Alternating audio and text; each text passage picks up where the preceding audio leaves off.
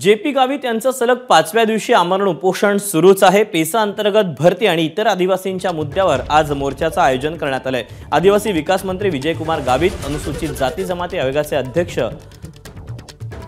अरंतिक सिंग आर्या आज आंदोलकांची भेट घेणार आहेत। जर समाधानकारक चर्चा झाली नाही तर मोर्चा काढण्यावर आंदोलक ठाम आहेत। दरम्यान जेपी गावित यांच्याशी संवाद साधलेला आहे मुकुल कुलकर्णीनं। माजी आमदार जेपी गावित गेल्या 5 दिवसांपासून आदिवासी आयुक्तालयामध्ये आमरण उपोषणाला बसलेले आहेत। पेसा अंतर्गत पदभरती व्हावी या मागणीसाठी त्यांचं आंदोलन सुरू आहे। आजचा 5वा दिवस आहे आणि त्यांचे सहकारी आहेत। मंत्री महोदय तुमची भेट घेणार आहेत, आयोग येतोय भेटीसाठी आणि आपण एकीकडे मोर्चाचा पण इशारा दिलाय। नाही, आमचं इथं जो आंदोलन आहे त्याला जास्तीत जास्त लवकरात लवकर तोडगा निघावा अशा प्रकारची आमची अपेक्षा ठेवूनच आम्ही हे आंदोलन चालू ठेवलेलं आहे। आम्हाला जो काही निरोप मिळाला की मंत्री महोदय येतात, पण अधिकृत आम्हाला पत्र किंवा आम्हाला संदेश असा मंत्री महोदयाचा कुठलाही नाही।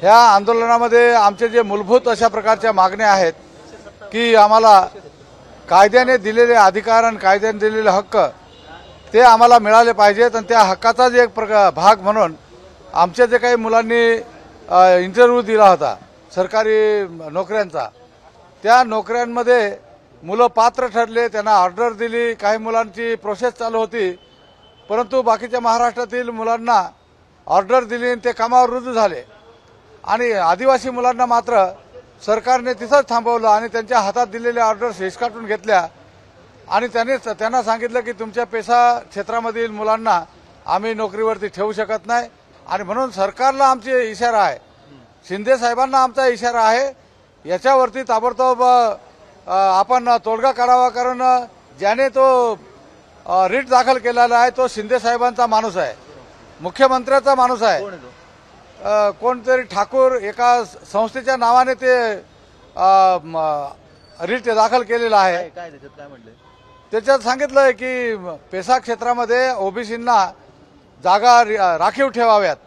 तो जेव्हा निकाल लागेल तेव्हा ज्या जागा राखीव असतील त्याच्यावर त्या ओबीसींनी काम करावं, आमचं काय म्हणणं नाही, पण त्याच्यासाठी संबंध आदिवासींना नोकरीपासून लांब ठेवावं हा काय कुठला न्याय नाही आहे।